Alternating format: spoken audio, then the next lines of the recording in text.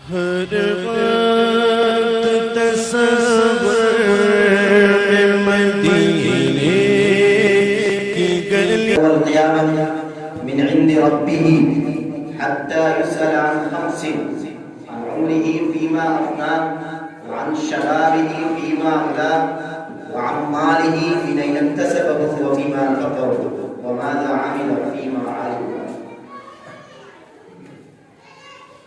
حاضرین کرام قدر، اللہ تبارک و تعالی نے ہم سب کو اس دنیا میں بھیجا. اللہ تعالی نے اس دنیا میں بھیجنے کے بعد ہمیں یوں ہی نہیں چھوڑا.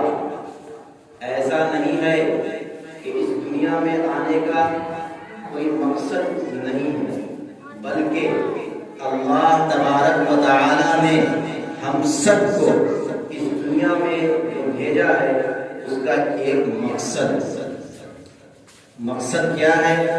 قرآن کریم نے کہا وَمَا خَلَقْتُ الْجِنَّ وَالْإِنسَ إِلَّا لِيَعْبُدُونِ، کہ ہم نے جنات اور انسان کو صرف اور صرف اپنی عبادت کے لیے پیدا کیا ہے. مطلب یہ ہے کہ اس دنیا میں آنے کا مقصد صرف اور صرف اللہ کی عبادت ہے. اس کے علاوہ اور کوئی کام نہیں، اس کے علاوہ اور کوئی مقصد نہیں. لیکن اس دنیا میں ہم جو کماتے ہیں، کھاتے ہیں، اور جو ضرورت کی چیزیں ہیں یہ سب ضرورت ہے. یہ ہوا، یہ پانی، یہ ساری چیزیں، یہ اللہ کی نعمتیں، یہ صرف ہماری زندگی گزارنے کے لیے.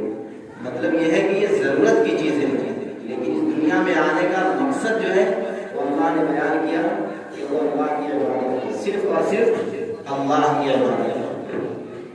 اب آپ یہ بتائیے کہ جب اس دنیا میں آنے کا مقصد عبادت ہے، اللہ نے ہمیں اس لیے بھیجا ہے کہ ہم اس کی عبادت کریں.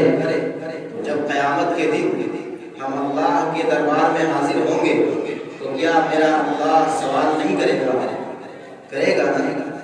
سوال کرے گا تو اللہ پوچھے گا کہ لوگوں بتاؤ میں نے تمہیں زندگی دی تھی، بتاؤ میں نے تمہیں دنیا میں بھیجا تھا اپنی عبادت کے لیے، میں نے تمہیں دنیا میں بھیجا تھا تاکہ تم میرے احکام کے مطابق زندگی گزار سکو، میں نے تمہیں دنیا میں اس لیے بھیجا تھا تاکہ تم میرے رسول کے حکم کے مطابق، ان کے طریقے کے مطابق اپنی زندگی گزارو.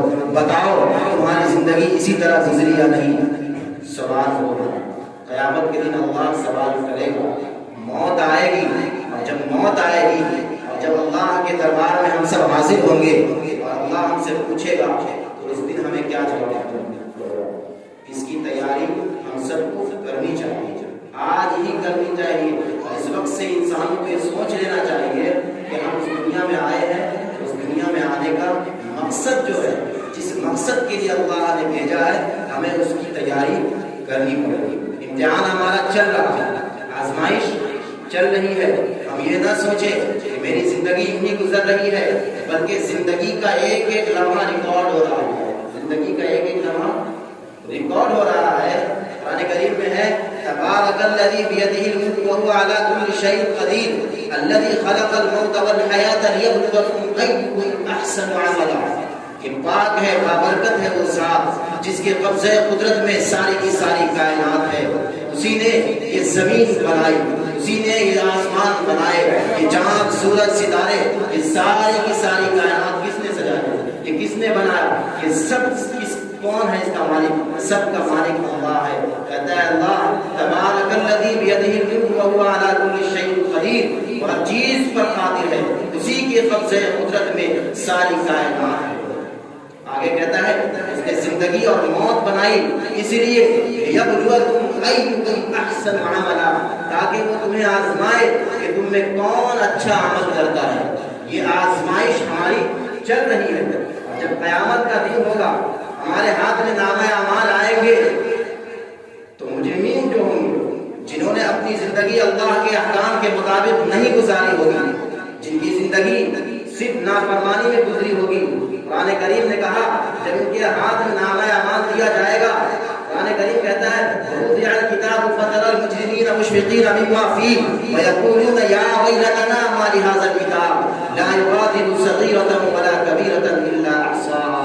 قرآن کریم کہتا ہے کہ یہ مجرمین جب اللہ کے دربار میں حاضر ہوں گے اور ان کے ہاتھ میں نامہ اعمال دیا جائے گا تو یہ کہیں گے کہ اس کتاب کو کیا ہو گیا ہے، مَا لِهَذَا الْكِتَابِ، اس کتاب کو یعنی اس نامہ اعمال کو ہوا کیا ہے، اس نے ہماری ہر چھوٹی بڑی باتوں کو لکھ لیا ہے۔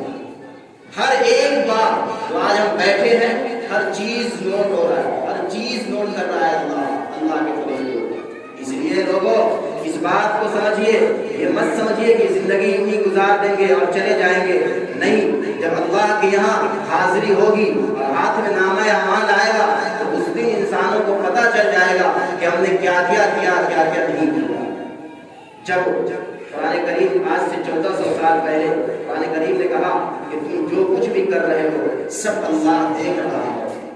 سائنسدانوں کو اس پر یقین نہیں تھا، ان لوگوں نے یہ سمجھا کہ ایسا کیسے ہو سکتا ہے، اللہ سب کچھ دیکھ رہا ہے، سب کچھ ریکارڈ ہو رہا ہے، ایسا کیسے ہو سکتا ہے۔ لیکن جب ان سائنسدانوں نے اپنے دماغ سے CCTV کیمرہ بنایا تب ان لوگوں نے بھی یہ مانا کہ جس اللہ کا بندہ اگر CCTV کیمرہ بنا سکتا ہے، ایک انسان اگر CCTV کیمرہ بنا سکتا ہے تو بتاؤ کیا وہ اللہ وہ ہمارے اعمال کو دیکھ نہیں سکتا؟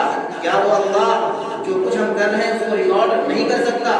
بلکہ بالکل کر سکتا ہے، اس لیے کہ اسی اللہ نے اس انسان کو بھی دماغ دیا ہے جو CCTV کیمرہ بنایا ہے۔ جس اللہ نے CCTV کیمرہ بنانے کا انسان کو دماغ دیا، کیا وہ ہمارے اعمال کو ریکارڈ نہیں کر سکتا؟ سائنسدانوں نے مانا اس کو اور انہیں یہ اعتراف کرنا پڑا کہ آج سے 1400 سال پہلے قرآن کریم نے جس کا اعلان کیا تھا وہ بالکل سچ ہے۔ اللہ ہمارے اعمال کو دیکھ رہا ہے اور ایک ایک چیز نوٹ ہو رہی ہے، ہر کچھ ریکارڈ ہو رہا ہے۔ اس لیے لوگوں اپنی زندگی کو قیمتی جانیے اور ہماری زندگی یوں ہی نہیں گزرے اس کی فکر کیجیے۔ آج یہ جلسہ دعوتی اور اصلاحی جلسہ ہے، یہ وہی بہت بڑا یہ وہ جلسہ نہیں جس میں شاعری بھی چل رہی ہے، ایسا نہیں ہے، یہ صرف اور صرف دعوتی اور اصلاحی جلسہ ہے۔ امارت شریعہ اس بات کا پیغام دیتی ہے کہ امت کی رہنمائی کس طرح کی جائے، انہیں یہ بتایا جائے، انہیں یہ سمجھایا جائے کہ انسان کی زندگی کا مقصد کیا ہے، اس کو اس دنیا میں زندگی کیسے گزارنا ہے۔ اس بات کو سمجھیے۔ اللہ کے نبی جناب محمد رسول اللہ صلی اللہ علیہ وسلم نے انسانوں کے لیے اپنی امت کے لیے ایک ایسی حدیث ہے جس میں جو بھی میں نے تلاوت پڑھی ہے حدیث، اس میں اللہ کے نبی جناب محمد رسول اللہ صلی اللہ علیہ وسلم نے پہلے ہی اپنی امت کے لیے اس بات کا اعلان کر دیا کہ قیامت کے دن تم سے سوال ہونا ہے، وہ سوال کا پرچہ پہلے ہوگا۔ اللہ کے نبی جناب محمد رسول اللہ صلی اللہ علیہ وسلم نے یہ پہلے ہی پرچہ آؤٹ کر دیا، یہ سوال پہلے ہی اپنی امت کو دے دیا کہ یہ سوال ہے، تم اس کی تیاری کرو اور قیامت کے دن اللہ یہی سوال کرے گا۔ یہ کون سا امتحان ہوگا؟ یہ دنیا کا امتحان حال نہیں ہے، قیامت کا دن ہوگا۔ دنیا کے امتحان حال میں تو بچے ادھر ادھر سے نوٹ بھی کر لیتے ہیں، لیکن جس امتحان حال کی بات میں کر رہا ہوں اور جس امتحان حال کی بات اس حدیث میں ہے اس کی ہولناکی کا منظر اور قیامت کے دن کی ہولناکی کا منظر قرآن کریم نے کہا یوم یفر المرء من اخیہ وامہ وابیہ وصاحبتہ وبنیہ لکل امرئ منہم یومئذ شأن یغنیہ، کہ وہ قیامت کا دن ہوگا، اس کی ہولناکی یہ ہوگی کہ انسان اپنے بھائی سے بھاگے گا، انسان اپنے باپ سے بھاگے گا، انسان اپنی ماں سے بھاگے گا، اپنی بیوی سے بھاگے گا، اپنے بچوں سے بھاگے گا۔ اس دن کوئی کسی کا نہیں ہوگا، ہر شخص کی چلی حالت ہوگی، ہر شخص نفسی نفسی کی حالت ہوگا۔ یہ اس دن کا سوال ہے، اس دن اللہ تبارک و تعالی ہم سے پوچھے گا۔ حدیث میں ہے کہ ابن آدم کا قدم اس وقت تک اللہ کے سامنے سے ہل بھی نہیں سکتا جب تک کہ وہ ان سوالوں کا جواب نہ دے دے۔ مطلب یہ ہے کہ سوال کا جواب دینا ہی پڑے گا، اللہ سوال جب کرے گا تو بتانا ہی پڑے گا اور جواب دینا پڑے گا۔ پہلا سوال کیا ہے؟ نوٹ کیجئے گا۔ سب سے پہلا سوال اللہ کے نبی نے کہا کہ قیامت کے دن اللہ کے سامنے انسان کھڑے ہوں گے اور اللہ تبارک و تعالی اپنے بندوں سے پہلا سوال کرے گا عن عمرہ فیما افنیٰ، زندگی کا سوال کرے گا کہ کہ اللہ تبارک و تعالیٰ نے ہمیں جو زندگی دی ہے یہ اللہ کی نعمت ہے، اس کی قدر کیجئے، اس لیے کہ جو زندگی ہم گزار رہے ہیں اس کا ایک ایک لمحے کا سوال اللہ کرے گا۔ اور یاد رکھیے اگر جواب ہم دیے تو ٹھیک ہے، ورنہ ٹھکانہ کیا ہے پتہ ہے؟ ٹھکانہ جہنم ہے۔ اس لیے لوگوں پہلا سوال جو اللہ کے نبی نے ہمیں بتایا ہے وہ سوال ہے عن عمرہ فیما افنا۔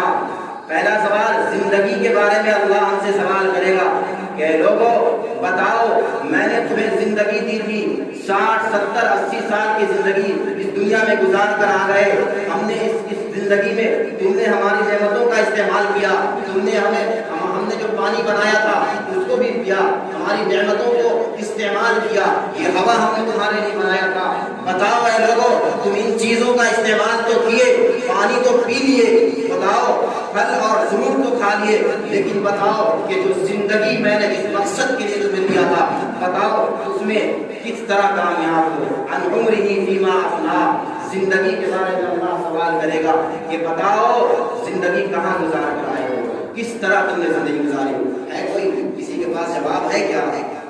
اس سوال کا جواب ہے کیا کسی کے پاس؟ اگر اللہ یہ سوال کرے کہ بتاؤ اے لوگوں میں نے تمہیں زندگی دی تھی، زندگی کو گزارے ہو کیسے، اللہ کے احکام کے مطابق تمہاری زندگی گزری یا نہیں، رسول اللہ کے طریقے کے مطابق زندگی گزری یا نہیں، نبی کی سیرت تمہارے اندر تھی یا نہیں، اس سوال کا جواب ہے کیا کسی کے پاس؟ آج ہم اپنے بچوں کو نبی کی تعلیمات پڑھاتے ہی نہیں، ان کو ان کی سیرت بتاتے ہی نہیں، انہیں یہ بتاتے ہی نہیں کہ اے میرے بچوں تمہارے نبی ہم سب کے نبی جناب محمد رسول اللہ صلی اللہ علیہ وسلم کی سیرت کیا ہے، ان کا طریقہ کیا ہے، وہ کس طرح کھانا کھاتے تھے، وہ کس طرح چلتے تھے، وہ کس طرح بیٹھتے تھے، یہ ساری کی ساری چیزیں حدیث میں لکھی ہوئی ہے۔ ہماری ذمہ داری تھی کہ ہم اپنے بچوں کو سیرت کی کتابیں پڑھاتے، ان کو نبی کی تعلیمات بتاتے، ان کو نبی کی زندگی میں ان کے نبی کے طریقے بتاتے، لیکن آج یہ ہم نہیں کرتے۔ مسلمان بچے سب کچھ پڑھتے ہیں لیکن وہ پڑھتے نہیں تو قرآن کریم نہیں پڑھتے، اگر وہ نہیں پڑھتے ہیں تو وہ سیرت کی کتابوں کو نہیں پڑھتے۔ ارے سیرت کی کتابیں کون سی سیرت، کس کی سیرت؟ اس نبی کی سیرت جو امام الانبیاء ہے، ہم سب کے نبی جناب محمد رسول اللہ صلی اللہ علیہ وسلم کی سیرت ہے، ان کی مطابق ان کی زندگی کے مطابق ان کی سیرت کے مطابق اگر ان کے طریقے کے مطابق ہماری زندگی گزر رہی ہے تو یاد رکھیے ہم کامیاب ہیں، اگر ان کے طریقے کے مطابق ہماری زندگی نہیں گزر رہی، اگر ہماری زندگی اللہ کے احکام کے مطابق نہیں گزر رہی، یاد رکھیے ہم ناکام ہیں، ہم ناکام ہیں۔ پہلا سوال جو اللہ کرے گا عن عمرہ فیما افنا، دوسرا سوال نوٹ کیجئے گا عن شبابہ فیما ابلا، زندگی کے بارے میں تو اللہ نے سوال کر لیا، پھر اللہ نے خاص طور سے جوانی کے بارے میں کیوں سوال کیا، وجہ کیا ہے؟ اے لوگوں بتاؤ وجہ کیا ہے؟ عمر میں زندگی میں جوانی آ گئی لیکن خاص طور سے عن شباب کا ذکر آیا، یعنی جوانی کے بارے میں اللہ سوال کرے گا، اس لیے اللہ جوانی کے بارے میں سوال کرے گا کہ جوانی کے عالم میں جوانی جب ہوتی ہے انسانوں کے اندر اس وقت طاقت بھی ہوتی ہے، اس وقت قوت بھی ہوتی ہے، اس وقت خواہشات ہوتے ہیں، جذبات ہوتے ہیں، ساری کی ساری چیزیں ہوتی ہے، مشغولیتیں ہوتی ہے، مصروفیت ہوتی ہے، اس کے باوجود اللہ یہ سوال کرے گا کہ اتنی ساری مصروفیت بھی تمہارے اندر، تم جوان تھے، تمہاری مشغولیتیں بہت تھی، جذبات بھی تمہارے تھے، بتاؤ خواہشات کے باوجود، تمام خواہشات کے باوجود تمہاری زندگی جو جوانی جو گزری اللہ کے احکام کے مطابق گزری ہے۔ اس لیے جوانوں اس بات کو کا خیال رکھیے کہ جوانی اللہ کی نعمت ہے، یہ نہیں سمجھنا چاہیے کہ ہمیں ابھی جوانی کے عالم میں ہے، ہم زندگی ابھی ہماری جوانی ہے، ہمارے پاس اللہ نے طاقت دی ہے، قوت ہے، ہم جس پر چاہے جیسے چاہے ظلم کر لیں، نہیں، اس جوانی کے بارے میں اللہ سوال کرے گا۔ خاص طور سے اللہ کے نبی جناب محمد رسول اللہ صلی اللہ علیہ وسلم نے کہا کہ خاص طور سے یہ سوال ہوگا ہم شبابی، جوانی کے بارے میں۔ جوانی میں یہ نہیں سمجھنا چاہیے کہ ہمارے پاس طاقت ہے، قوت ہے، ہم کسی کمزور کو مار بھی دیں گے تو کوئی کچھ کرنے والا نہیں، کون میرا کیا بگاڑ دے گا، میرے پاس تو طاقت ہے، قوت ہے، میں جیسے چاہوں اپنی زندگی گزاروں۔ نہیں مسلمانوں، نوجوانوں یہ نہیں ہونا چاہیے، نوجوانوں کا یہ طریقہ نہیں ہونا چاہیے۔ آپ نبی کی سیرت کو پڑھیے کہ وہ جوانی کے عالم میں ان کی جوانی کیسے گزری، اس بات کو پڑھیے، نبی کی سیرت کو پڑھیے گا تو آپ کو یہ سمجھ میں آئے گا کہ انہوں نے اپنی جوانی کیسے گزاری۔ خاص طور سے اللہ سوال کرے گا وعن شبابہ فیما ابلا. تیسرا سوال نوٹ کیجئے گا وعن مالہ من این اکتسبہ. تیسرا سوال کیا ہے؟ مال کے بارے میں اللہ سوال کرے گا. اللہ یہ سوال کرے گا کہ تمہارے پاس جو مال تھا، تمہارے پاس جو زمین تھی، تمہارے پاس جو جائیداد تھی، بتاؤ وہ تم کمائے کہاں سے ہو، کس طرح کمائے ہو، اس کے حاصل ہونے کا طریقہ کیا تھا، ذرائع آمدنی کیا تھی. یہ پوچھے گا اللہ کہ تم جو مال کمائے ہو وہ کہاں سے کمائے ہو، کس طرح کمائے ہو. کیا تمہارا مال کمایا ہوا وہ حلال تھا؟ کیا تمہارا مال کمایا ہوا جو تھا کسی پر، کسی کی زمین پر ناجائز قبضہ تو نہیں کیے تھے؟ یہ اللہ سوال کرے گا. آج مسلمانوں کا حال یہ ہے کہ ایک بالشت زمین کے لیے لڑتے ہیں، جھگڑتے ہیں اور ظلمن کسی پر قبضہ کر لیتے ہیں. یہ اللہ سوال کرے گا کہ مال جو تم کمائے ہو، تمہاری زندگی تم مال کمائے، اللہ نے تمہیں جو دیا ہے اس کو تم حاصل کہاں سے کیے ہو. یہ تیسرا سوال ہے، حاصل کہاں سے کیے ہو، اس کے آنے کا جو ذریعہ تھا، وہ طریقہ وہ کون سا تھا. اس لیے مسلمانوں کو چاہیے کہ جب بھی آپ کوئی مال کی کوئی تجارت کرتے ہیں، کوئی کاروبار کرتے ہیں، اپنے علماء سے قریب ہوئیے، علماء سے پوچھیے، مفتیان کرام سے پوچھیے کہ مفتی صاحب میں یہ کام کرنے جا رہا ہوں، میرا یہ کاروبار ہے، بتائیے کیا یہ طریقہ صحیح ہے، کیا اس سے جو میری آمدنی ہوگی وہ آمدنی میری صحیح ہوگی، کیا وہ حلال رزق ہے یا نہیں. یہ سوال اللہ کرے گا مال کے بارے میں کہ مال کہاں سے کمائے ہو. اس لیے آج یہ عہد کیجیے کہ اگر ہم میں سے کوئی بھائی کسی کی زمین پر ناجائز قبضہ کر رکھا ہے، اگر کسی کی زمین ہم نے ایسی ہڑپ دی ہے تو کل قیامت کے دن اللہ سوال کرے گا. اور اس دن یاد رکھیے گا جب اس اللہ کے روبرو حاضری ہوگی، جب اللہ سوال کرے گا تو ایک بات یاد رکھیے، اللہ کا حق جو ہے وہ اللہ معاف کر سکتا ہے.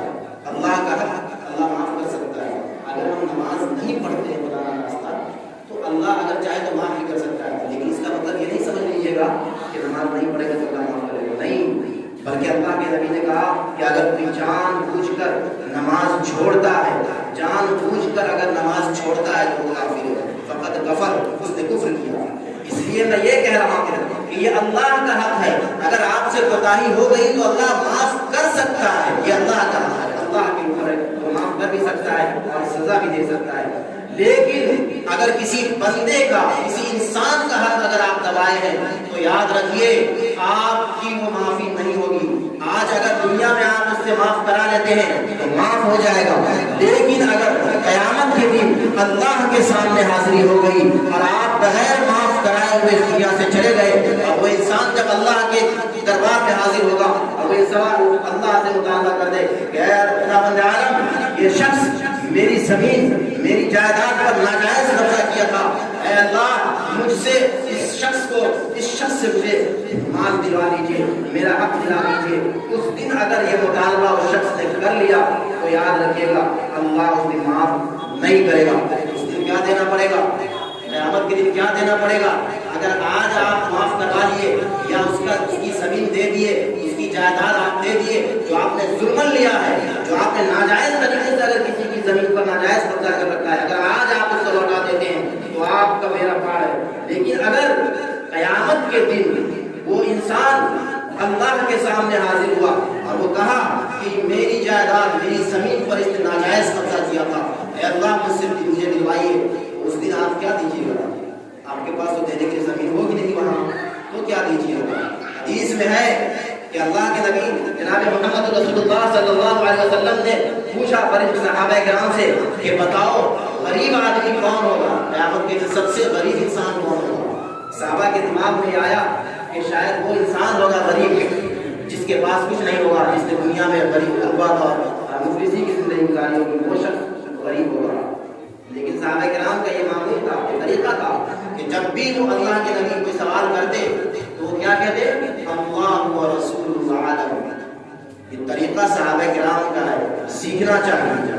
یہ نبی کریم جناب محمد رسول اللہ صلی اللہ علیہ وسلم جب کوئی سوال کرتے تھے تو وہ جواب نہیں دیتے تھے، گستاخی سمجھتے تھے. وہ یہ کہتے تھے اللہ اور اس کا رسول بہتر جانتا ہے، میں نہیں جانتا، یا رسول اللہ آپ مجھے بتا دیجیے.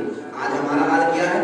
مفتیان کرام بیٹھے رہیں گے اور جن کے پاس کوئی علم نہیں وہ فتویٰ خود سے دیتے رہتے ہیں. یہ طریقہ نہیں ہونا چاہیے. صحابہ کرام سے سیکھیے.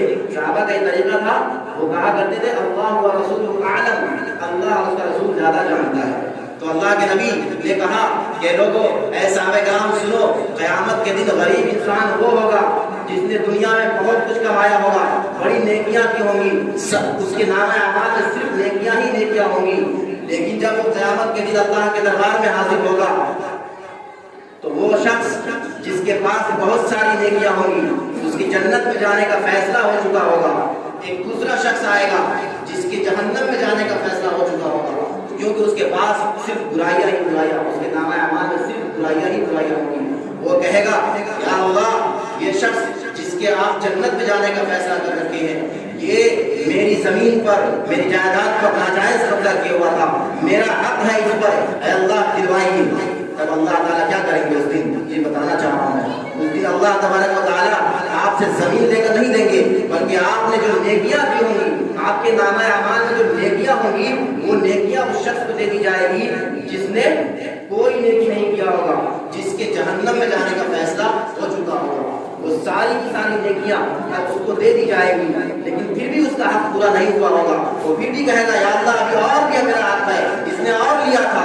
اللہ تبارک و تعالیٰ کہے گا کہ اب اس کے پاس تو نیکی بھی نہیں، تو پھر یہ ہوگا کہ اس شخص کے پاس جس کے جہنم میں جانے کا فیصلہ ہو چکا تھا، جس کے نامہ اعمال میں صرف گناہ ہی گناہ ہوگا، اس کا گناہ اس پر ڈال دیا جائے گا۔ اب معاملہ الٹ گیا، پہلے یہ شخص نیک تھا، اس کے نامہ اعمال میں صرف اچھائیاں ہی اچھائیاں تھی، لیکن اس کے حق کی وجہ سے اس کی نیکی اس کے پاس اور اس کا گناہ جو اس کے نام اعمال میں معاملہ الٹ چکا ہوتا ہے۔ اس لیے میں بتانا چاہ رہا ہوں کہ وہاں آپ کو زمین اور جائیداد دینے کی ضرورت نہیں پڑے گی، وہاں آپ کی نیکی کام آئے گی۔ اس لیے مسلمانوں تیسرا سوال جو اللہ کے نبی نے کہا کہ مال کہاں سے کمائے ہو، مال کے حاصل کرنے کا طریقہ کیا تھا، یہ غور کیجیے گا، اس کو نوٹ کیجیے گا۔ چوتھا سوال، مال کمائے صحیح سے، طریقہ اچھا تھا، تمہارا مال اچھا تھا، رزق حلال تھی تمہاری، لیکن بتاؤ اس کو خرچ کہاں کیے ہو، یہ چوتھا سوال ہے، خرچ کہاں کیے ہو۔ کمانا صحیح سے ہوا، لیکن آج مسلمان مال کو خرچ صحیح نہیں کرتا۔ اللہ کے راستے میں خرچ کیجیے، اپنے مال میں غریب، بیوہ اور یتیم بچوں کا بھی خیال رکھیے، کیونکہ ان کا حق ہے آپ کے مال میں۔ آپ یہ نہ سمجھ لیجیے کہ یہ سارا مال میرا ہے، یہ ساری جائیداد میری ہے، یہ زمین میری ہے، نہیں، بلکہ ساری کی ساری جائیداد اور ساری زمینیں اللہ کی ملکیت ہے، اللہ اس کا مالک ہے، اس لیے اس میں ان کے بندوں کا بھی، غریب بندوں کا بھی، یتیم اور بیواؤں کا بھی خیال رکھیے۔ اللہ سوال کرے گا مال کے بارے میں کہ مال کہاں سے کمائے اور کہاں خرچ کیے۔ اور آخری سوال، پانچواں سوال جو ہوگا وہ یہ ہوگا کہ جتنی تم کو معلومات تھی، جو کچھ تم نے علم حاصل کیا تھا، بتاؤ اس پر عمل کتنا کیے ہو۔ آج ہم سے اس مسجد میں بیٹھے ہیں، آج علماء کرام آپ نے یہ ساری باتیں سن لی، آپ کو یہ پتہ چل گیا کہ ہمارے اوپر کیا کیا حق ہے، قیامت کے لیے کیا کیا سوال ہونا ہے، یہ آپ نے سن لیا نا، تو آپ کو پتہ چل گیا نا کہ کیا کیا سوال ہوگا۔ اب اللہ یہ بھی سوال کرے گا کہ بتاؤ اس دن 3 مارچ کو مسجد میں یہ جلسہ ہوا تھا، تمہیں یہ بتا دیا گیا تھا کہ یہ سوال ہونا ہے، تم نے عمل کیا یا نہیں؟ اس لیے مسلمانوں غور کیجیے گا، سوال کا جواب تیار رکھیے، قیامت کے دن اللہ سوال کرے گا۔ وآخر دعوانا الحمدللہ رب العالمین۔ حاضرین گرامی قدر، امارت شریعہ بہار، اڑیسہ و جھارکھنڈ کا ایک وفد آپ کی اس بستی میں آیا ہے۔